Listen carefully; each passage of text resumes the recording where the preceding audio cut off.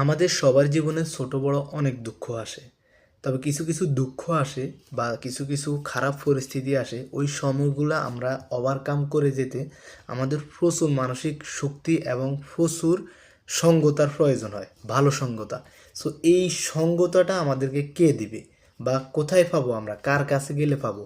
আমরা মানুষরা সবাই নিজের মানসিক শান্তি খুঁজে বেড়াই, এবং সেটা হোক টাকায়, সেটা হোক সফলতায়, সেটা হোক পরীক্ষার রেজাল্টে, সেটা হোক ভালোবাসায়, সেটা হোক পরিবারে। যেখানেই হোক আমরা প্রথমত যে বিষয়টা খুঁজি সেটা হচ্ছে মানসিক শান্তি বা মানসিক প্রশান্তি। সো এই শান্তির জায়গাটায় বা সঙ্গতায় আমরা অনেক সময় ভুল মানুষ বা ভুল পরিস্থিতিকে সিলেক্ট করে ফেলি।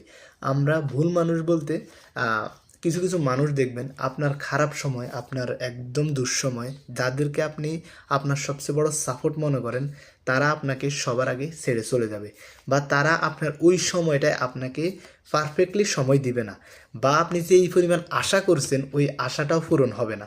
সো খেয়াল করবেন, ওই যে খারাপ সময়টায় আপনার কাছে এমন এমন কিছু মানুষ চলে আসবে বা আল্লাহ প্রদত্ত এই জিনিসগুলো হয়ে যাবে যে আপনি কল্পনাও করতে পারবেন না যে এই মানুষটা আপনাকে সাপোর্ট দিবে।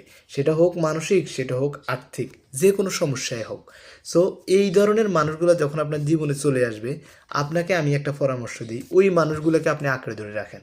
ওই মানুষগুলা আপনাকে, যে আপনার খারাপ মুহূর্তে আসছে, বুঝতে পারবেন যে সে হচ্ছে আপনার প্রকৃত সঙ্গ দেওয়ার মানুষ বা সে হচ্ছে আপনার প্রকৃত বন্ধু।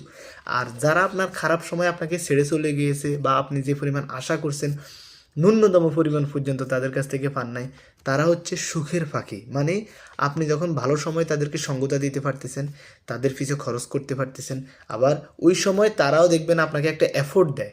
কিন্তু যখনই আন্দাজ করতে পারে যে আপনার খারাপ সময় ঘূর্ণায়মান, আপনার খারাপ পরিস্থিতি ঘূর্ণায়মান, আপনি কাউকেই বুঝাইতে পারতেছেন না, সাথে তাদেরকেও, দেখেন ওই মানুষগুলোকে যদি আলাদা করে বোঝানোই লাগে, তাহলে আপনি কখনোই ভাববেন না যে ওরা আপনার কাছের মানুষ।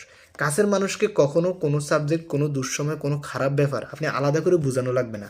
বাইরের একজনকে যেভাবে বোঝাতে হবে, যদি আপনার কাছের মানুষটাকে ওইভাবে বোঝাতে হয়, তাহলে বুঝে নেবেন সে আপনাকে বুঝতেছে না, অথবা বুঝেও না বোঝার ভান করতেছে।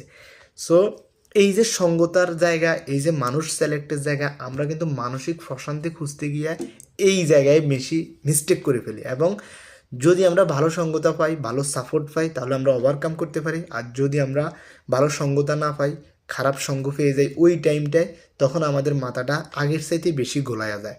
সো ওই জায়গায় আমাদের বেশি সচেতন হওয়া উচিত এবং ভালো সঙ্গতাটাকে ভালোভাবে খুঁজে নেওয়া উচিত। ধন্যবাদ।